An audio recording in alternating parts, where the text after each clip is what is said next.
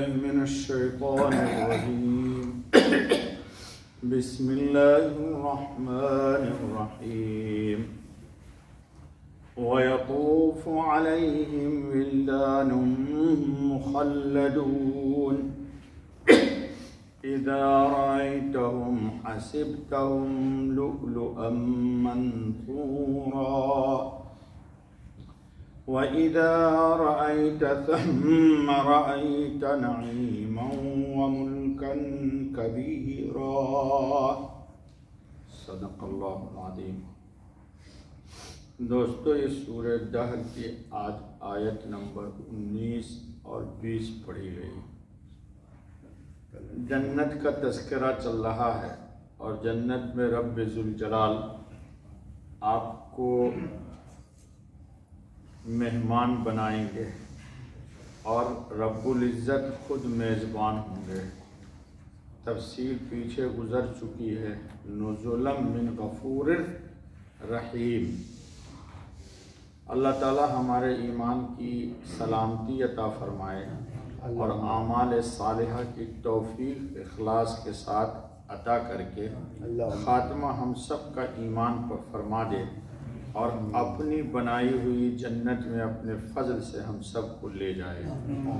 بہرحال ترجمہ ہے وَيَطُوفُ عَلَيْهِمْ وِلْدَانٌ مُخَلَّدُونَ، اور پھرتے ہیں ان کے پاس لڑکے سدا رہنے والے۔ جی، اِذَا رَأَيْتَهُمْ حَسِبْتَهُمْ، جب تو ان کو دیکھے، حَسِبْتَهُمْ خیال کرے، لُؤْلُؤًا مَنثُورًا کہ موتی ہیں بکھرے ہوئے۔ یہ جو خدام ہوں گے جنت میں آپ کے خدمت کے لیے، ایسا لگے گا کہ وہ لڑکے ایسے لگیں گے جیسے کہ موتیوں کو بکھیر دیا گیا ہے۔ حسن و جمال جنت کا منظر ہوگا دوستو، ہم نے سوچا ہی نہیں ہے، دیکھا ہی نہیں ہے۔ جی، خدام یعنی ہمیشہ لڑکے رہیں گے یا جنتیوں سے کبھی چھینے نہ جائیں گے۔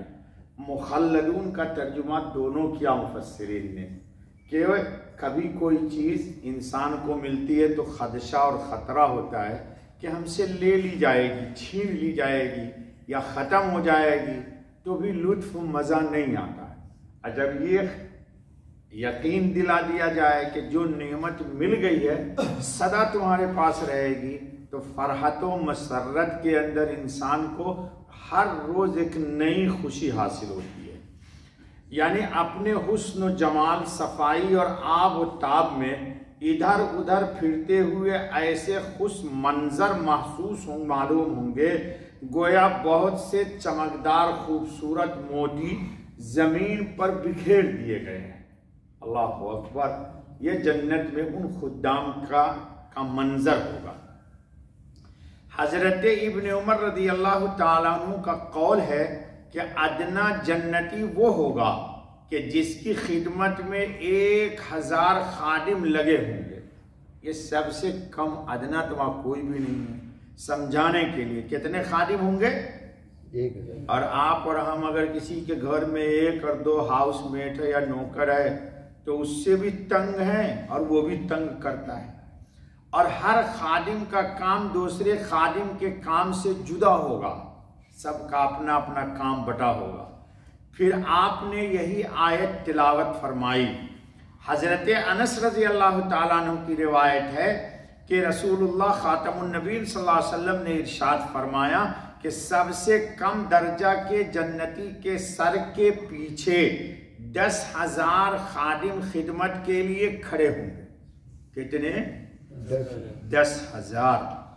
جی، حضرت ابو ہریرہ رضی اللہ تعالیٰ عنہ کی روایت ہے کہ سب سے کم مرتبہ والا جنتی وہ ہوگا جس کے پاس خدمت کے لیے صبح و شام 5,000 خادم آئیں گے، اور ہر خادم کے پاس کھلانے پلانے کے لیے ایسا برتن ہوگا جو دوسرے خادم کے پاس نہ ہوگا، انواع و اقسام کے۔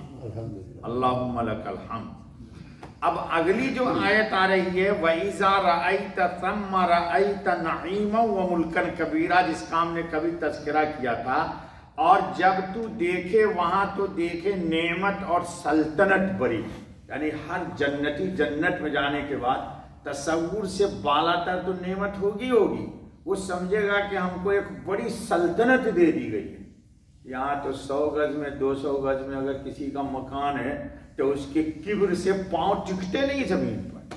اور اگر ولا مل گیا انڈیا میں 1500 گز کا، اللہ اکبر اللہ اکبر، تو وہ تو غریب کو قریب پھٹکنے نہیں دیتا ہے. CC کیمرہ لگا ہوا ہے. ارے تو کیسے انٹری کر گیا بغیر پرمیشن کے؟ اللہ اکبر اللہ اکبر. تکبر نہ کیجیے دوستو. سنیے حضرت اس آیت کا شان نزول. حضرت عمر رضی اللہ تعالیٰ عنہ رسول اللہ خاتم النبیین صلی اللہ علیہ وسلم کی خدمت میں حاضر ہوئے. اس وقت حضور اکرم خاتم النبیین صلی اللہ علیہ وسلم کھجور کی ٹہنیوں کی چٹائی پر لیٹے ہوئے تھے. کھجور کے پتے کی چٹائی ہوتی نا ہم لوگوں کے گاؤں میں ہوتی ہے جی، لیٹے ہوئے تھے. آپ خاتم النبیین صلی اللہ علیہ وسلم کے پہلو مبارک پر چٹائیوں کے نشان پر گئے تھے. یہ دیکھ کر حضرت عمر رضی اللہ تعالیٰ عنہ زار و قطار رو پڑے. ارشاد فرمایا کیوں روتے ہو؟ آقا نے پوچھا عمر کیوں روتے ہو؟ حضرت عمر رضی اللہ عنہ نے فرمایا کہ کسریٰ اور اس کی حکومت، ہرمز اور اس کی سلطنت، شاہ حبشہ اس کے سلطنت کا کر و فرق کا ذکر کیا اور عرض کیا کہ آپ خاتم النبیین صلی اللہ علیہ وسلم اللہ کے رسول ہیں اور کھجور کی ٹہنیوں کی چٹائی پر تشریف فرمائیں. فرمایا کہ کیا تم اس بات پر راضی نہیں؟ حضور نے فرمایا کہ ان کے لیے دنیا ہے اور ہمارے لیے اللہم لک الحمد. جو قرآن پڑھتے ہو دوستو، کب پڑھتے ہو جی؟ وَلَلْآخِرَةُ خَيْرٌ لَكَ. کبھی مطلب سمجھا اس کا دیکھ کے قرآن میں؟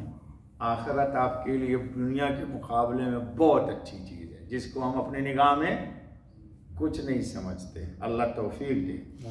اس پر اللہ نے یہ آیت نازل کی وَإِذَا رَأَيْتَ ثَمَّ رَأَيْتَ نَعِيمًا وَمُلْكًا كَبِيرًا. اب سنو، عظیم بادشاہت یعنی جنت کا حال کیا کہا جائے، کوئی دیکھے تو معلوم ہو کہ کیسی عظیم الشان نعمت اور کتنی بھاری بادشاہت ہے جو ادنا ترین جنتی کو نصیب ہوگی. اللہ تعالیٰ محض اپنے فضل سے ہم سب کو وہاں لے جائے. اب سنیے، حضرت ابن عمر کی حدیث ہے کہ کمترین مرتبہ والا جنتی وہ ہوگا جو اپنے باغات کو، بیویوں کو، خادموں کو اور مسہریوں کو 1000 برس اور ایک روایت میں کہ 2000 برس کی راہ کی مسافت سے دیکھے گا. 2000 برس چلے گا، اتنی دور سے دیکھے گا وہ سب. اور اس کو اپنی حدود کا آخری کنارہ اس طرح نظر آئے گا جس طرح قریب ترین حصہ نظر آئے گا. ملکن کبیرن کی تشریح میں کہا گیا ہے کہ لازوال حکومت ہوگی. ملکن کبیرہ اللہ کریں دیں گے انشاءاللہ. آپ لوگوں کی بھی ہے کوئی سلطنت؟ ہے؟ سوچ ہی نہیں سکتے. ہم غریب لوگ سوچ سکتے ہیں سلطنت؟ لیکن انشاءاللہ قرآن نے ہم کو کہا کہ تم فقیر غریب نہیں ہو، تم فقیر غریب نہیں ہو. انشاءاللہ ہم ہیں بھی نہیں یار. فرشتے آ کر سلام کریں گے. سلام کون کریں گے آپ کو؟ فرشتے. ہاں، اور باریابی کی اجازت کے خواستگار ہوں گے. فرشتے کہیں گے بھائی اجازت دیتے ہو میں آپ کی خدمت میں آؤں؟ اللہ اکبر. جنت کے اندر اہل جنت کو وہ سب کچھ ملے گا جو ان کی خواہش ہوگی، اور سب سے بڑی نعمت یہ ہوگی کہ رب جلیل کو بھی دیکھیں گے. اس کی ملاقات ہوگی؟ اللہ رب العزت کی ملاقات ہوگی. کتنا منٹ ہے بیٹا؟ ہو گیا؟ بس یار تو بہت جلدی 10 منٹ کر دیتا ہے یار. چل، اس کی ایک عجیب روایت آ رہی ہے، اس کی شرح میں کل سنائیں گے. سبحان اللہ و بحمدہ، سبحان اللہ العظیم، سبحانک اللہم و بحمدک، اشہد ان لا الہ الا انت واستغفرک واتوب